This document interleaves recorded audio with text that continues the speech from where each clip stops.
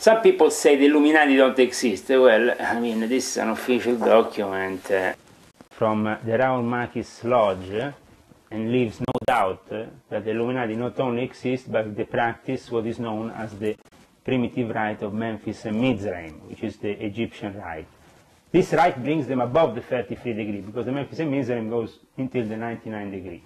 And is basically the peculiarity of this rite that for me made it a difficulty to stay in the Illuminati, because this rite, on the contrary of the others that, okay, are corrupted politically, they have a political, but this one is completely diabolic in its own internal belief system, and leads many of its members to become involved in Satanism.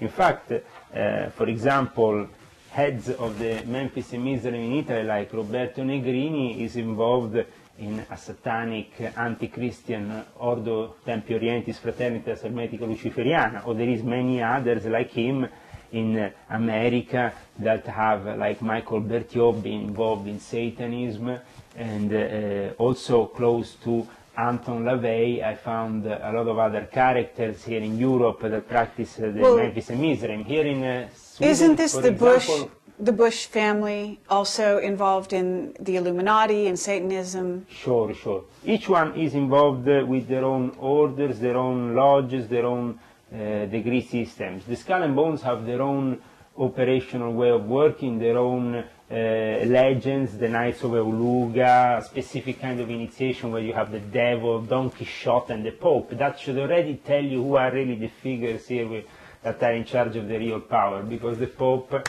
is sitting on the center, and even if George Bush likes to dress up as Popey when he's down at the Skull and Bones, he's not the Pope. And he's not the devil. Okay, but is the Pope the devil?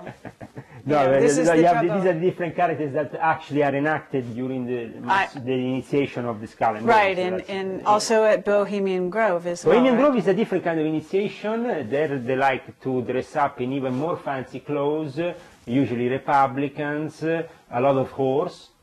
A lot of prostitution goes on during the nights of Bohemian Grove. A fake sacrifice ceremony or a real sacrifice? Real sacrifice is at times when you have the most secretive operations that are aimed for, in some way, maintaining the real occult path of the structure, which is of worshipping an owl, of Saint John of Nepos, this old character from Bohemia. And why Bohemia is so important? Well, Bohemia, because then you have also from Bohemia, you have Jacob Boehme, who was himself one of the most illustrious Rosicrucians of all time. Right, but the point of it is worldly success, is it not? Worldly success? I mean, in terms of Bohemian Grove, what is their purpose? The point for all these clubs is different.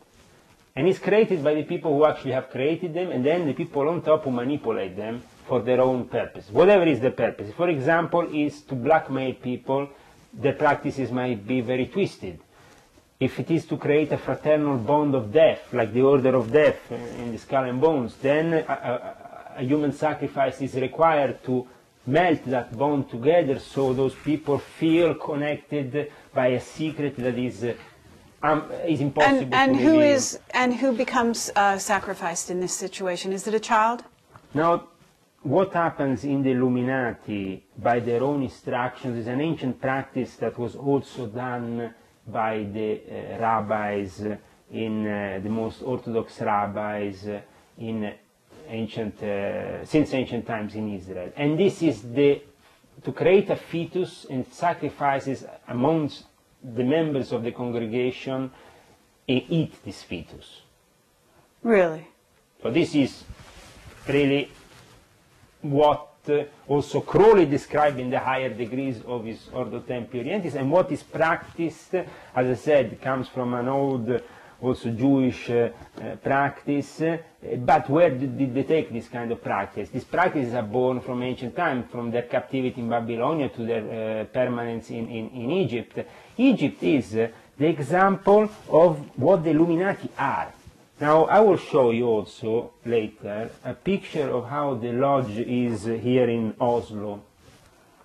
We went there. You went? Yes. Okay, but inside. I have a picture of the temple okay, inside. very good. Yes, we were not allowed inside. What I can tell you about the temple inside is they are called a Christian Masonic order. Okay, there are only Christians in.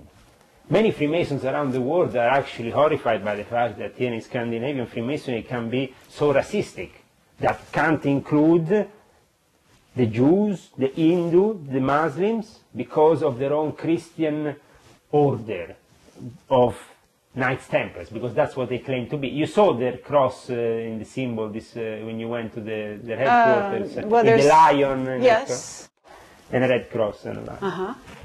But you're saying this is so. This inside, is an emphasis. The emphasis outside is on Christianity, but if you go inside their temple, on top you will notice this symbol. Sure. That is nothing of Christian origin. You will notice that the temple inside, what is the Swedish rite, one of the most esoteric and most occult rites of Freemasonry, which is practiced here in Norway, is practiced in the whole of Scandinavia. So that means Norway, Sweden, Denmark, also practiced in part of Germany, practiced in Iceland, and also in parts of Finland. This specific rite, the Swedish rite, horrified me by their hypocrisy, because on one side they portray themselves as good Christians to the community, on the other side they are practicing pagan beliefs, which are completely incompatible with the belief in one God. That's why Muhammad, peace and blessings be upon him, came, because the Christians were already worshipping gods. They left the true path of Jesus already 7 centuries after Jesus came. The Christians were already worshipping other things, including them with Christianity, having a wrong perception of Christianity. The same with the Jews. They started to worship something different when Moses went just up the mountain. But why? Because it's a tendency in humankind to have the worship for these entities that can give you terrestrial power. We were talking about Anunnaki, we were talking about Nephilim, but there is these entities come from other dimensions, other places in this universe. They can cross over into this dimension if we evoke them, if we call them. And also the weak, the ill, the sick of mind, as described by Eliphas Levi in the book of Transcendental Magic, they can become easily possessed by these demons and become their zombies in a way. That's why also we have the zombie character, which is created in voodoo. They give him a very strong poison that completely burns the brain of the character and makes him possessed by this entity. Well, this is also mind control, is it not? It's mind control. But that's why you will find that most of the people in the mind control sectors of the intelligence units, the people who are taking control of the PSYOPs operations, they are occultists. Because occultism and black magic is the most ancient form of military tool known to mankind from the ancient times. So this is, yes, to manipulate. And also this is pharaonic. I'm against... Since I, in June 2006, participated first to a meeting in Monte Carlo on the 1st of June. Then I went to San Cerbone on the 2nd and 3rd of June. I was in San Cerbone, a monastery near Lucca. And then after that, I left and went to Livorno, and at the Academy of the Military Academy of Livorno, I had a very illuminating meeting with Giorgio Ugo Ballestrieri at the Military Academy, because he's a military, he's part of the naval of the military. I was with him for a whole day. After a long time that we knew each other, I really understood what these people were up to. It was illuminating for me to understand that they were totally taking advantage of me, and at this time they wanted me to infiltrate the organization of my wife. My wife is part of a Muslim organization that was co-founded by his father, and they know that this organization is a very big organization, very powerful. It counts millions of adepts, and for that reason they wanted me, and also it's a moderate Muslim school, the connection for them was too strong and too tempting. They wanted to use me in order to infiltrate this Muslim organization that is especially powerful in Turkey, and they are very interested in Turkey for various reasons. For that, Giorgio Ugo Balestieri has been with another guy called Kan Soyak, which is a Turkish Freemason, well, very big in New York. Purpose? Why is Turkey of such interest? Very important for the control of the whole Caucasus region, for all the ex-Soviet republics, Kazakhstan, Turkmenistan, Tajikistan, all this side of things is actually now pretty much under the control of Turkey, because Turkey was able, after the fall of the Soviet Union, to build schools, to build a link with these republics, that some of them have also oil. And for that reason, it's very important that you have the control of a very rich area, and very tactical, very important for the Americans, for the New World Order to be in control. For that reason, in 2000, it was, I think, April 2000, and I don't know if it was 2005, 2006, when they came together with a special group of Illuminati meeting in Ankara, in Turkey, under the Rotary Club. So this meeting is recorded, you can go and check it out, with Commandante Giorgio Ugo Balestieri did an invocation to the one God and whatever. He was covering up everything with a nice veil of, we are doing it for peace between religions, but in reality what? The guy is selling weapons, the guy is making money, the guy is interested in northern Iraq, the guy is interested in, because also there is northern Iraq, you have Turkey there. You have a lot of interest, and Giorgio Ugo Balestieri has been personally involved in dealing with northern Iraq and making business in northern Iraq with cancer. But the Vatican must also be interested in oil if they're interested in weapons. Oil is fundamental. It's oil, weapons, and that's it. And then you have the banks. So oil and weapons are fundamental. I didn't mention the oil until now because I thought that was so obvious, right? Obvious. But the whole fact that they went to Iraq is just to take them their oil, and in Afghanistan to have control over. Okay, but what about free energy? Heroin. What about free energy? Because are you aware of free energy? Do you know what it is? Sure. And the Vatican is basically keeping hold of this scientific knowledge so that it doesn't get dispersed, so that people don't get free from oil. Let me tell you why. The thing is that this problem started, as I said, with Giordano Bruno nearly 400 years, more than 400 years ago, and that problem was that certain physical, but also metaphysical knowledge, scientific knowledge that could revolutionize humankind, could not be manifested on humankind without creating also a change in their belief system. Right. So the Catholic Church would no longer be in power. The Illuminati would not be necessary, right? If you don't depend on them economically, you're not materially, you're not tied to them spiritually either, right? The fact that they have control over certain things and that you are consuming those things is essential for this materialistic society that we have in place. This materialistic society is a reflection of the end of time scenario of the Kali Yuga, the last part of the Kali Yuga. Kali Yuga, this specific time frame described in the Hindu mythology, is a very dark period in which there is very little light, very few masters to be seen on the horizon. René Guénon himself, a very great initiate of Freemasonry, of the Illuminati, abandoned everything and became a sheikh and went to Cairo and became Muslim, alhamdulillah. Why? Because there was a reason. He had to save himself for what he had been involved. In fact, I invite everybody to read René Guénon, because even if he's a great traditionalist in a way, he was Catholic, but then he transformed himself for a reason. He saw what they were doing in the occult. He saw the corruption in the church and in all these groups that were surrounding the church. And for example, today, we have Gnostic churches that claim to have some apostolic succession going back to the time of Christ. They are all under the control of the Vatican. All under even the Gnostics. all the Gnostics. I can give information, very detailed information about how the Vatican and the Jesuits keep an eye on all the Gnostic movements, on every wandering bishop. People like Stephen Heller, that I met personally, they are completely subject to the Vatican and to Freemasonry, being himself a 32-degree Freemason, Stephen Heller. And he represents one of the biggest Gnostic traditions these days in the United States. Bishop Heller, yeah, he does how it is. It's a very kind of Germanic cult, yeah. But he wants himself, he's really typical Illuminati scum. If I have to say scum, it's scum. Because these people are Nazis. Their approach is Nazi, but it's camouflaged in a way that they're always pro-Jewish. So they're, no, but we support Israel. They can't be. But they are in reality Nazi, and Israel itself is acting as a Nazi because of them, you know.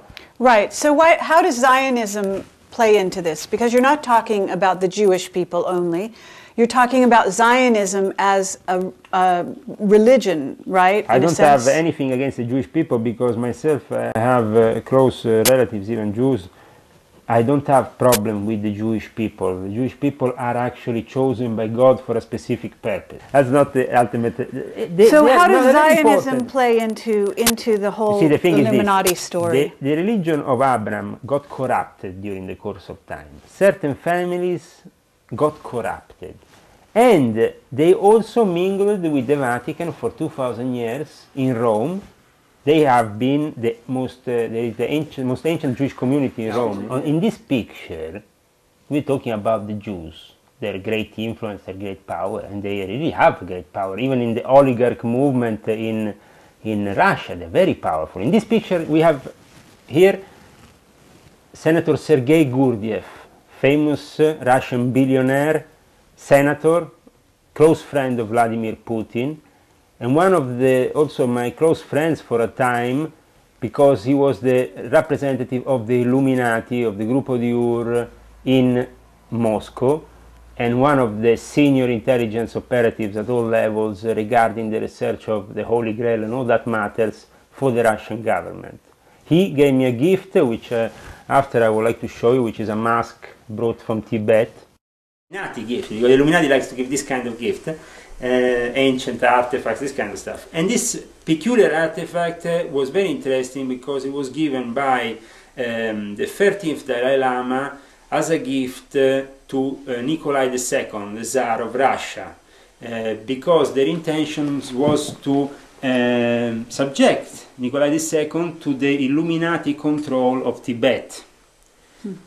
Because the Tibetan monks are the Illuminati of the East, and they are seen as the Illuminati of the East. This mask was given to me as a gift by Senator Sergei Gurdjieff, which I showed you before in the picture earlier on. Yes. Senator of the Russian Federation and famous Russian billionaire. Right. And kind of Indiana Jones of the situation. He likes to go and find this kind of thing. But actually this was given, if I don't get it wrong, to his uncle, who was at the time mediating for the conversion of Nikolai II to the 13th Dalai Lama. Unfortunately, that didn't happen. We all know how things went then in Russia. But we managed to preserve this famous artifact, and to bring it out of Russia in 2002 was quite an adventure, I tell you. Thanks God. Very powerful. It's very powerful. One motivation, I asked Sergei, why are you giving me such a gift? I mean, it's a quite incredible gift of historical value. Obviously for him, maybe, but it was very important. I think that the Russians really want to get rid of it. Because apparently it has, it's connected to a very powerful entity, that it transports it with it, and it has the power of emanate it. And the Russians basically want to get it out of the borders. I see. So did you purge it, you know? So, well, I myself obviously have to be very careful with it and with the use of it, but definitely it's under my close surveillance, and I have it, so that's it, you know, I'm going to keep it.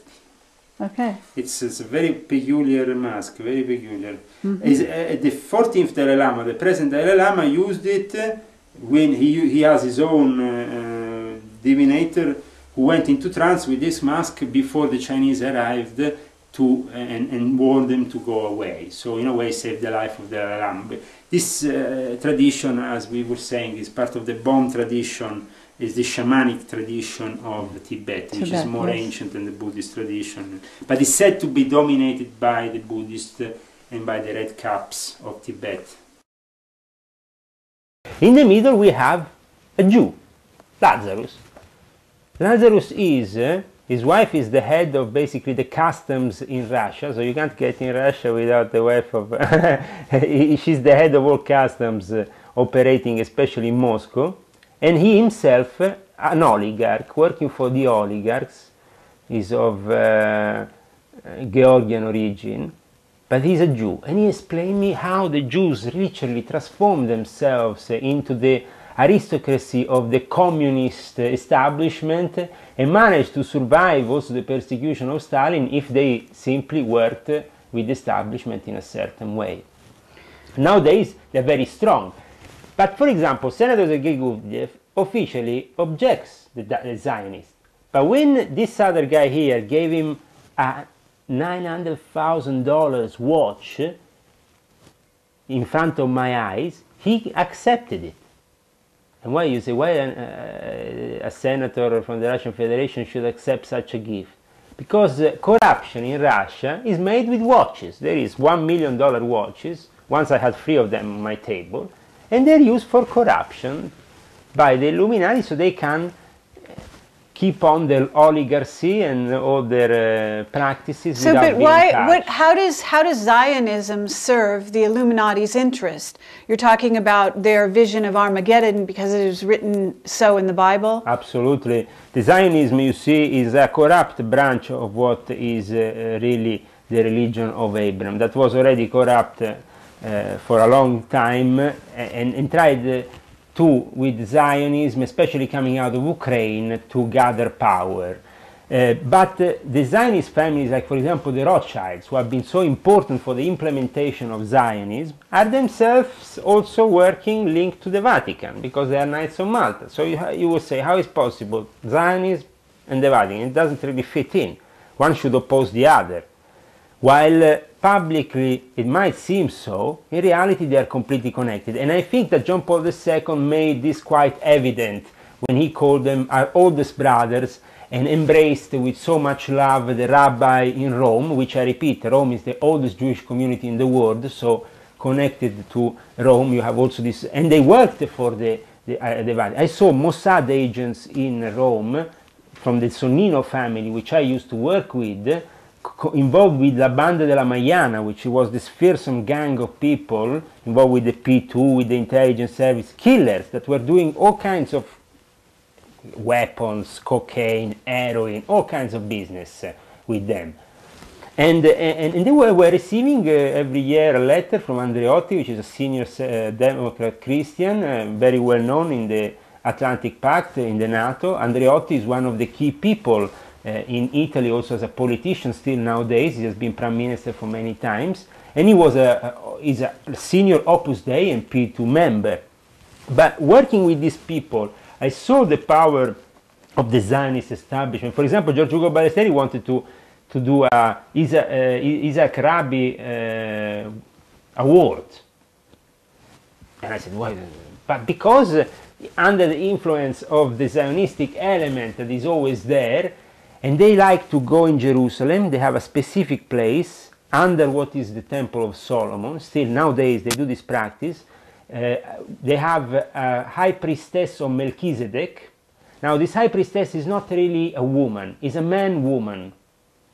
Is a priest. There used to be a man and a priest and a monk, I think, working for the Vatican. He's one of the biggest experts of the Bible. Is now called Michela Mercenaro. He had a sex change, approved by the Vatican. Now she is working in some kind of university officially. In reality, she's working also for the police in their investigations in the occult and occult murders, but she is the high priestess of Melchizedek of the Order of Zion and celebrates these occult rituals in Jerusalem with the elite there, and her function is to be androgyne, because half man, half woman. She can have this Zionist element is working at times, it has been opposing the Vatican, but at the end has decided, especially after the Second World War, to merge, and it couldn't be otherwise, because after the Second World War the Vatican became an American club. Also the Freemasons didn't exist inside the Vatican as lodges, but after the Second World War they were granted 4 lodges, a whole Grand Lodge set up in the Vatican with their own different lodges, with an official charter coming from America, you know. Okay. So the thing is, there was obviously an embracing also from the Vatican of what they have always embraced, which has been to be themselves head of these aristocratic families, themselves also involved with the Zionist families. Why? Because they were the bankers, so they had to be somebody who had to sponsor other people. There was a bank, and the bank is a very important thing for the Vatican. In fact, the IOR, la finanza dello IOR, the finances of the IOR, are fundamental for the Vatican. And we go back to the disinformation of before, Segretum Omega. Why is so important that people have to realize that the Vatican is hiding something? But what is actually the Vatican hiding? The Vatican is hiding books and important rituals of evocation. What about the third secret of Fatima?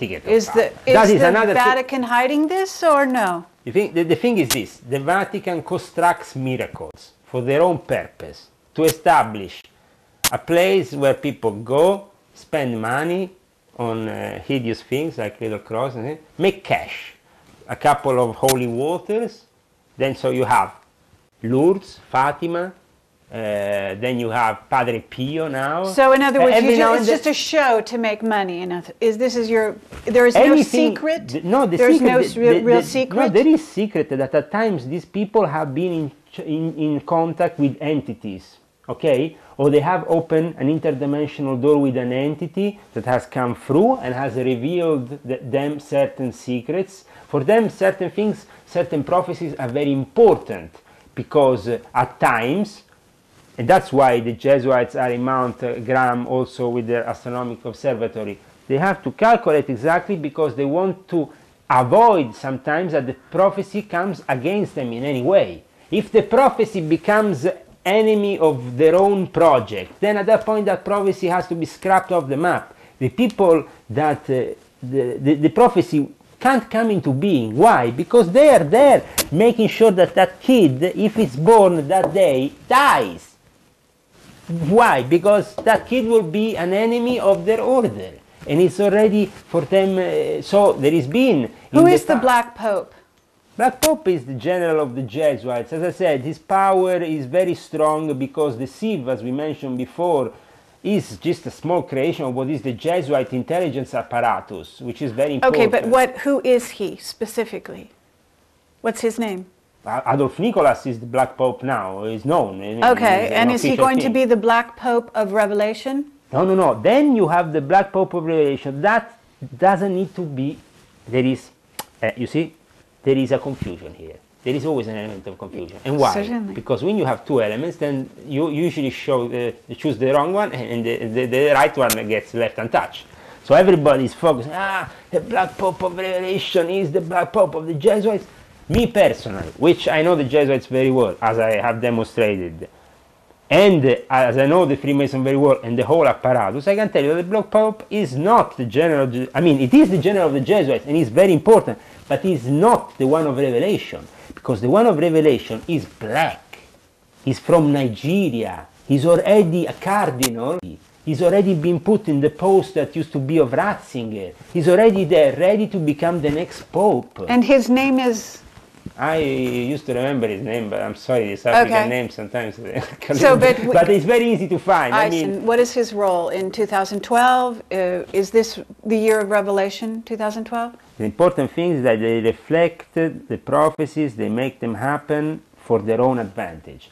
Now the Jesuits, with their own Black Pope, which is obviously the figure of the Jesuit general, which is very important. I never underestimate that figure because it's a very important one, as sometimes powerful as the Pope, because they have been so important as an order, and because they have the esoteric knowledge, and they have the knowledge and access to those interdimensional doors. That's why how come, I mean, it's very natural here. How comes a Jesuit is in an astronomical observatory in Mount Graham in Arizona, or is in the library in the Vatican? What is taking, if you can't check a book in the secret archive of the Vatican because they are there protecting it. At the same time, they are in charge of an observatory. This should make it very clear that when they deliberately spread through this guy Barbado, this information regarding the Secretum Omega and Planet X, we should at least question it, because Okay, what is the purpose though? Barbado, we have just interviewed a journalist who has worked with Barbado in getting his information out. Okay, Lucas Scantamburlo, and basically this is a very open, innocent, genuine, honest guy. But the Jesuits take advantage of a fool like him in 2 minutes. You have to be a little bit awake about this. Okay, I'm telling is this true of Barbado as well? Because Barbado is now out of a job. He cannot get work. Okay. All because of this. Barbado, by his own assertions, okay, he says, I, in the year 2000, or 2001 actually to be more precise, came into contact with a Jesuit. Right. I mean, if I come into contact with a Jesuit, actually I make a picture, a photo, I put it on the wall, I met a Jesuit, friends, that's it. Check it out, because whatever comes out of he came forward from SIV. He was not supposed to be communicating. First of all, it's secret, supposedly. No? There is no, he called it scheggia impazzita, so a rebel of the system within the sieve in the Vatican. Right. It doesn't exist, such a thing. Forget it. But you're a rebel. No, I'm out. I'm not in. But you were a rebel you were inside at some point when Barbado says, I went to the office in Rome where he was accredited and where I saw that he was a legitimate source. Right. That's it. That's it. You think if with my revelations now, yes, I can still go in an office so high up or be in that office? I'm doing my revelations and it's very clear for everyone. Actually, it's clear also for the Jesuits. In fact, the thing is, they arrested me 3 times in Norway. They tortured me, injected me, beaten me up, put in prison cell. They did all kinds of things. How did you get out? Thanks God I got out, because the first 2 times I repented towards the Illuminati system and who was my superiors, and I said, okay, sorry, I'm gonna not go further. But here you are, you're not... No, wait. Then the 3rd time was when I literally came out of the system, or came out of the group, was after June 2006, I told you, prior, because of the involvement that they wanted me to have with my wife's organization. I said, okay, no, I started to accuse them of being themselves a fraud, that their interreligious gatherings, because here we are talking, in my documentation that I will show you, about interreligious gatherings that were organized in monasteries around Italy for the specific purpose of trying to bring closer Islam or the Illuminati with the concept of Islam, and be able to have also what happened many centuries ago, a meeting between knighthoods of the East and the West. So basically between the Islamic chivalric orders and the Christian. Is this bad? No, this was great. This was all great. Right. But the problem was that there was people like Giorgio Balestrieri in it, that they were only involved because they want to make a buck by selling a few weapons and other technology. I didn't know that I was covering up for certain crooks. The moment I realized that this was only crookery done upon me, that I was the victim of these people. Right. That, for example, but here... you say you were tortured. Watch. Please tell me, how did you get away? Here, you have it's written here. Okay, Bill. For example, on the left side, you have a documentation of a meeting held in Bologna, Villa Leona. Okay, now Villa Leona is the headquarters of the Opus Dei in Bologna, and this was a meeting with the Illuminati. Roberto Negrini, you can see his name very clearly, which is also officially an anti-Christian, a Satanist, but in the Opus Dei headquarters, you know, like Holy Water and Devil, all together in one group. You see the symbols of the universal unity of the Monte Carlo Lodge here. and you see clearly the reference, and also the name of Carlo Maria Baserga, which is the head there of the Opus Dei and been involved in the business that the Opus Dei did in the port of Genova. Also, recently, as recently as last June, this came up in an investigation of the police in Italy. But they have scrubbed off my name out of the phone interception. But I have photos with all those people that I can show you, and my involvement. Okay, but also here, watch here. This is another invitation. Now, this was supposed to be the meetings of meetings. This meeting here was supposed to be held in September in the monastery of Santa Scholastica, very important monastery. You can find this monastery on the first scene of Omen Free. Okay. The film Omen Free, you can find it, this monastery. This monastery was the last place where Ratzinger talked before becoming Pope. In this monastery, we were supposed to meet with my wife also there, representing her Islamic organization, and with Gabriele Mandelkhan, who is a Sufi Gerai Helveti, and with basically with these people. We were also with the Dr. Aldo Rapicavoli, which is a high-level Freemason, celebrate the Giordano Bruno, which we mentioned before, death, there, it's written there. Okay, but you're still telling me that you got away. You're telling me that... This one in September never happened. It was cancelled because in June, walked out of the organization. I understand, but but you said you've been arrested. We know Yes. that you've been harassed, Yes. right? And I'm just asking What happened, for example, how do you get away from the Illuminati? Okay, what happened was I needed to get away saving my life. So the only way to get away saving my life was to eventually reveal and keep safely with me this information and reveal it to the appropriate sources so I could defend myself. Who are the appropriate sources? People like you, people that came forward. The general public. What happened was this. In October, September of 2006, after my kid was born and I recovered from the arrest, which was pretty mind-breaking, and I managed to get out. Why? Because I managed to prove to the authorities here in Norway that what I was saying was true regarding my involvement in certain groups, that they were deliberately trying to attack me, and that there was even a guy, a doctor, involved, a guy called Nikolai de Matos Fritzvold, who is the head of a mental hospital here in Norway, that in reality was related to a General Fritzvold, and also himself a master of the Memphis and Mizraim. I have on my diploma of the Memphis and Mizraim, I have his name written very clearly, and basically we find that this guy is an occultist practicing voodoo, expert, whatever. You can check on the internet for yourself, Nicola, and he's also a doctor. How can a doctor in a mental hospital be? But what he did was very evil. The moment I didn't agree with him, he lift the phone, go and lock him up. Okay, so but when I showed this documentation at the end to the appropriate sources, the director of the hospital there was a guy who was not the one the year before, who I knew was working with the CIA, but was another guy, and this time he didn't know really what was happening. I could see that he was only put from on top in that situation. I could show my documentation and get out of that situation. So I got out, and I said, how can I save my life? Because, okay, for the moment, they are not arresting me anymore. Right. I'm going to come out with a website. I'm going to scan a few things, documents, open a blog. That's happened with Illuminati Confessions at squarespace.com. Squarespace.com was a blog, kind of situation. And after a month, I started to have a lot of problems because they received piles of complaints and of threats to shut down the website.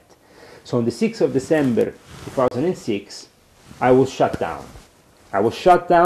All my information was risking to be lost because I had to work on it. I'm not a genius of the computer. I just scrambled together all these things. But the interest was already born. And thanks God, people had downloaded, some people, I don't know, on the internet had downloaded my material. They managed to retrieve it, to transfer it on the website in Italy of a Freemason, Daniele Dal Bosco, a Freemason, though, that was himself conscious of what they were doing, and he himself said, I want to support you, because I think that, he saw the injustices I was subject to also within Freemasons. He said, So he said, okay, Leo, we open Illuminati Confession at web, which is illuminaticonfessions.webfriend.it, which is still in existence. And we go on with your revelations. Not even 24 hours after they shut down my Squarespace account, the police came through the door of my house with two policemen and two social workers to take my kids. I was living in the center of Oslo at the time. My wife was in the house. They probably thought I was alone, so they broke in. But when they saw that my wife was there, they said, okay, bring it to the other room. We want to bring it to the other room. I said, what? What do you want to do to me? Only because I have a website you want to arrest me? Am I not free to do what I want? I said, my dear friends, in the last 24 hours I transferred my website to Italy. I said, if you now arrest me, kill me, do whatever I want, the website is going to stay alive. It's now on the net. There is no way you can shut it down. But the police said, if you continue with this website, we can, have your kids taken from you and you have to come down with this stuff. How dares the police of Norway? And I said once again to the camera and to the people of Norway, shame on you, come to my door, come to my house, threaten me to take my kids because they can't take the truth upon Per Christian Krok, ex-secretary of the Ministry of Defense, who I saw in open lodge worshipping the Book of the Dead and the Steel of Revealing of Aleister Crowley, dressed in a black cloak. I saw Trond Kare Westby, the head of the Defense Command in Norway, in their lodges and also in Masonic lodges where I met him. And this guy is the head of the Defense Command in Norway of the medical staff. I will show you after his time. So you got away because you went public. Is this correct? I went public, and even at the beginning they threatened me. At that point, after I said to them, listen, even if you threaten me now, I said openly to the policeman, and also my wife went to the social workers because we had to go to the social workers after, otherwise they will take our kids, said very clearly, my husband is not going to stop with what he's doing. He will carry on. If this is a free country, he has to do this and he has to be able to do this. Mm-hmm. At that point, they couldn't arrest me anymore like before or put me and torture me for hours and do whatever. Because at that point, I would go immediately on the net. As soon as I was out, put everything, and finally I had an audience. Right. Obviously, the problem was, who was my audience? The problem was that my audience obviously maybe was not judged as serious by many people because the alternative media sometimes is not judged as serious. Mm-hmm. But for me, at least, it was a mean to spread my information and to be able to protect myself. And they took this very seriously. In fact, what happened 2 weeks later, I was invited to Livorno, on 21st of December, to a P2 lodge in Livorno. I have pictures of that meeting also, by their grandmaster there, asking me, all in a nice kind way, offer me nice dinner, to please stop with those revelations. Oh, really?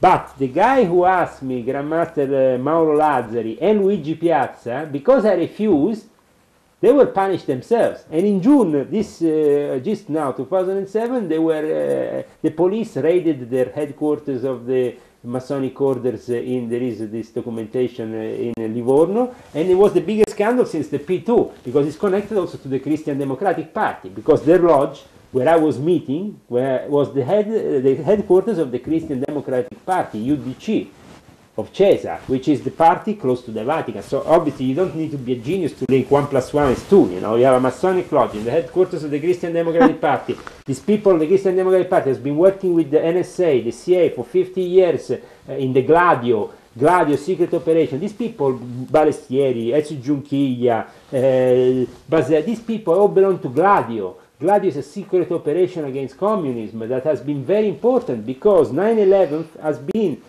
the same kind of operation that the Italians have seen over and over again in the strategic years of tension, we call them, in the 70s, when we had the killings of the station of Bologna, of Piazza Fontana. All these killings were organized by so-called deviant secret services apparatus. Nobody understood ever. It was maybe the Red Brigades, it was the Russians. So who was it? It was the Americans and the Vatican. You know, who was it? Doing it on themselves. Gladio was an operation in which was 9/11 also the Americans and the Vatican?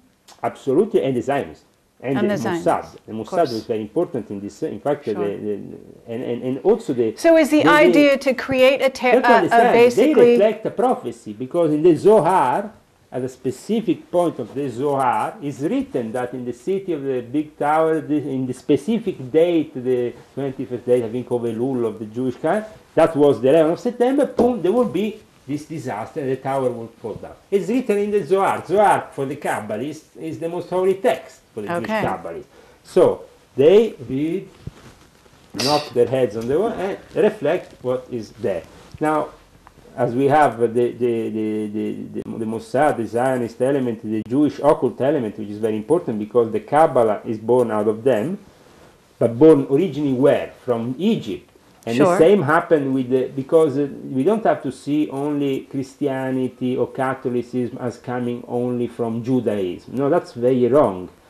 We have to see Christianity as coming from a mix of pagan religions that the Emperor Constantine put together, including the cult of Isis, of Osiris, of Mithras, of all these. But this was from Atlantis, was it not?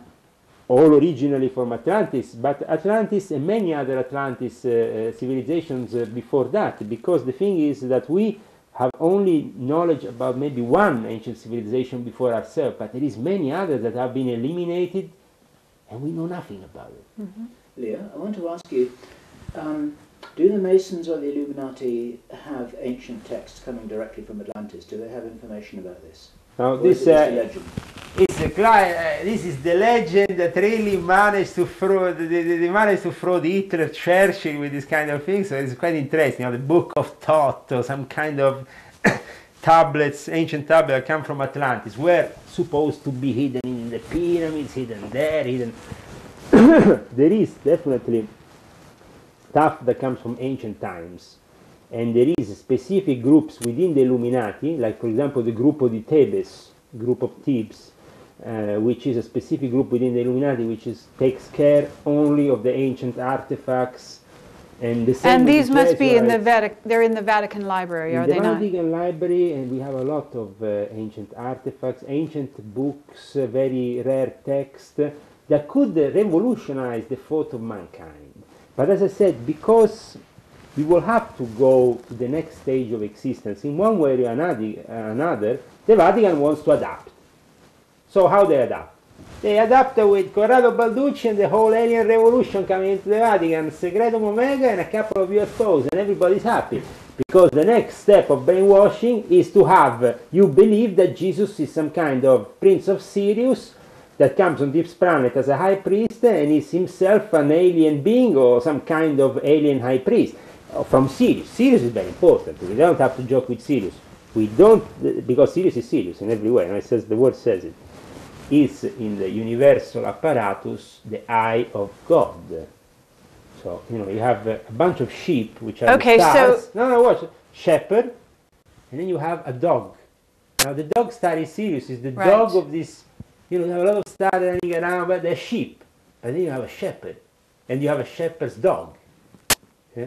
So this is how it works in the universe. Now we should go back to reacquire in modern times the concept of analogy, of not logic, but analogy. Why? Because logic is actually created by mankind.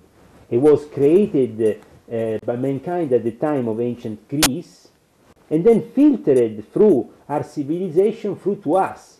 But in ancient times, analogic was equally as important. So by rediscovering the analogic method, the parallels between the fact that everything in the universe works as a mirror, as a reflection of the one Big Bang, the first, and then everything else is a reflection. So there is a constant loop of this reflection in many different forms, infinite loop that goes through the universe, and we find in this cup, we find in this little apparatus. Sure, and then you're talking about symbolism, and you're talking about the use of symbols as magic. And again, you're back in the circle. Yeah. But as I said, do we really want, if we want the next stage, then we have to acknowledge the science of God. Okay, no problem. That has to be done, because sooner or later mankind will have to come out of this ignorance. But at the moment, what we are having is just some substitutes, especially in the New Age movement or cults that have been created lately. Okay, but what about science? And what about the idea that there might be Planet X or some other planet out there? Is this completely a figment of people's imagination based on something that the Illuminati wants to put out there for their purposes of revelation and Armageddon? From my experience of the whole Zacharias teaching, like I mentioned before, from my experience and from what Barbara and then the Secretum Omega and all this information coming out of the alternative media, it's clear that they want to control the alternative media.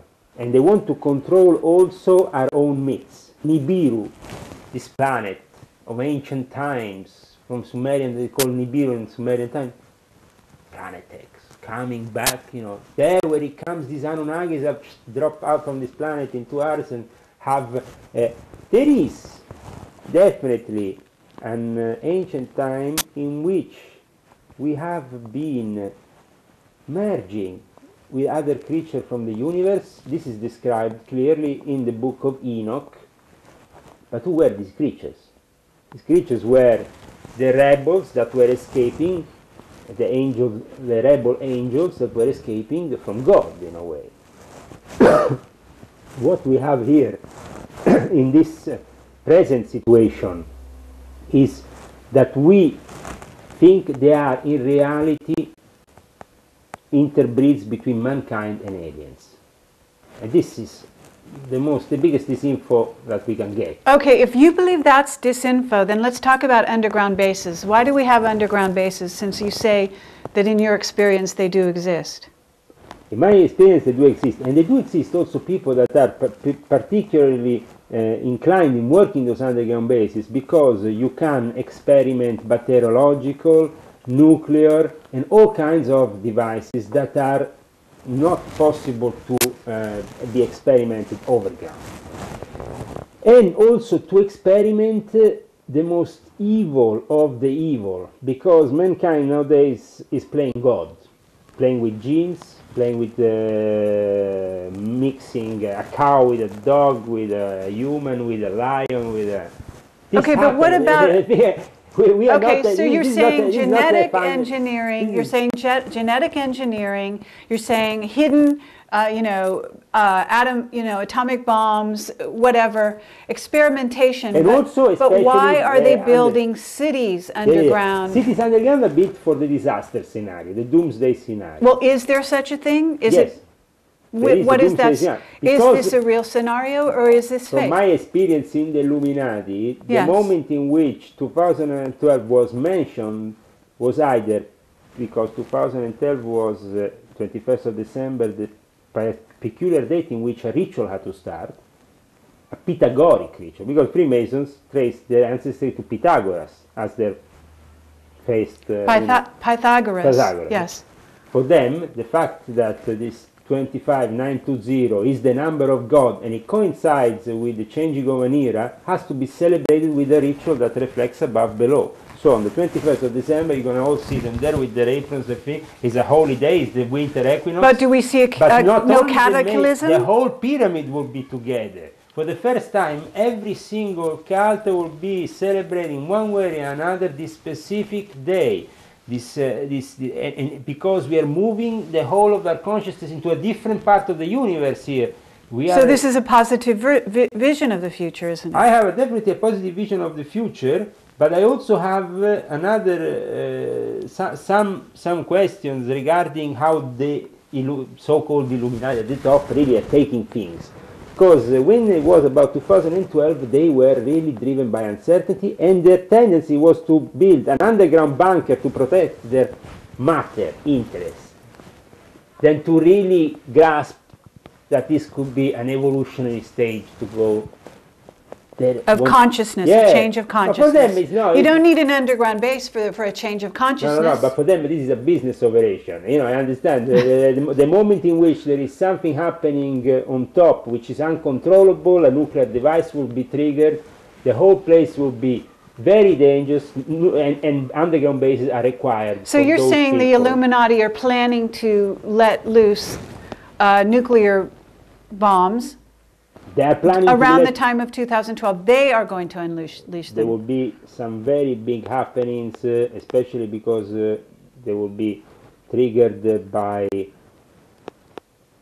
unfortunately, very serious events that might happen around the Olympics of 2012 in England, which seems to be in England, but 2012. Okay, so what about the 2008 Olympics in China? You know anything about that? No, that is mind brainwashing control operation of Chinese. Chinese represent this day the ideal government for the Illuminati, for who wants to do business. Because the Illuminati, including these people here who is on the picture before, they all meet up in Shanghai doing business.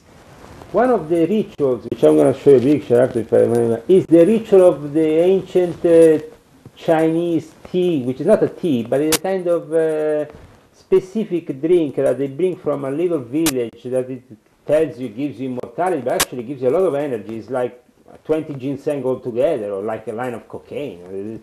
It's a specific water they bring from this village, and a specific plant which they make this tea, and everybody was enjoying it in Moscow much more than any drug. And I found this very interesting, and they were doing the classic traditional Chinese tea ritual, you know, that was the... But what is the admiration of the West for the Chinese is especially their absence of any form of democracy, the complete control of their society. For America, being like China is a dream nowadays. Why? Because the American dictators that are implementing now their so-called Patriot Act see in China the ideal place where nobody can actually object to anything. You can't have more than one child. But at the same time, this also gives the Americans and the people at the fake opposition, because America is not the real opposition to China, forget it, they want to make cash with China, they want to make cash with Iran, Iran wants to make cash with America, cash with China, Sudan, who cares, make the cash, couple of Hollywood stars running at their food. Bullshit! People are idiots, you know, giving money to these idiots and putting them in power. My God, I don't understand. Democracy, the biggest illusion of all time. It doesn't exist. It doesn't exist. And the division between church and state is a fake. It doesn't exist. It's all linked, and it's all run by the Vatican and the Jesuits at the top of the pyramid. I know, and you forgot to mention also the Zionists, which are very powerful in this whole enclave, which represent the old aristocracy of the, you know, the old Jewish families are the old aristocracy.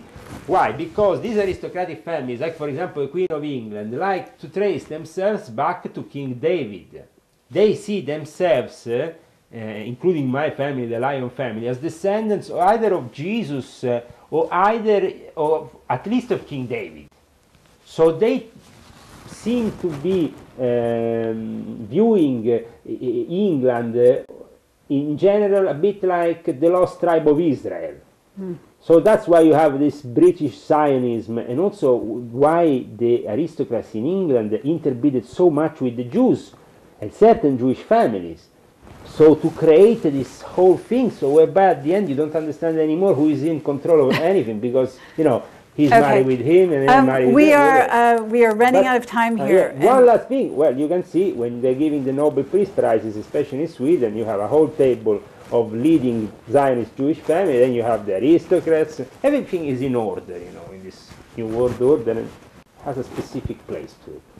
Okay, well, thank you, Leo. You're a very brave man. Obviously, you're going up against an incredible opponent, and you... I think that I'm going up definitely against an incredible opponent, because for certain people, they fall into the trap of becoming victims of it. And this, I think, is happening a bit to the Barbato guy with his Secretum Omega. It's easy to become victim of this whole info operations or of this mind control that is going on for certain projects. For example, there was a guy who was deliberately made give this information regarding the cosmic top secret level of NATO, saying that it was linked with the recovering of.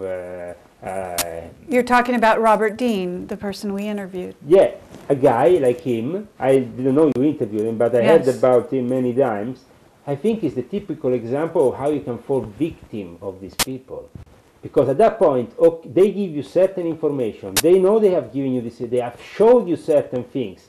They have showed you just enough, okay, boom. And then the rest of the life, what you do? You get kicked out of all your jobs, you get to become the victim, obviously. But at the same time, what you saw and what really you are reporting, is it really true, or is it a cover-up and an operation to cover up other interests by the powers that are there and by the people on top of you that know obviously very well how to mind control people and how to spread this information? We said before, some people call them in another way aliens, UFO, so we should, you said it's only a matter of calling them in different ways. Yes, but by calling them aliens and UFO and by spreading the myth of Roswell and all that, what has happened is just that people, the modern day, the average person out there, watching TV, gets brainwashed by all this rubbish, and at the end of the day, he's not really understanding that there is demons, there is angels, there is God, and if there is an end of time scenario, this is a very serious scenario and should be taken very seriously. Okay, that's it. Do you have any more? Yeah, sure. Okay, say that one more time. And this scenario, say your last line. And this scenario is definitely very important if we are approaching the end of times, and some great changes will be definitely happening. But for them to brainwash you about the aliens and all that, while instead the real intention is to just microchip you and put you in a global network in which you are the prisoner, that is their objective.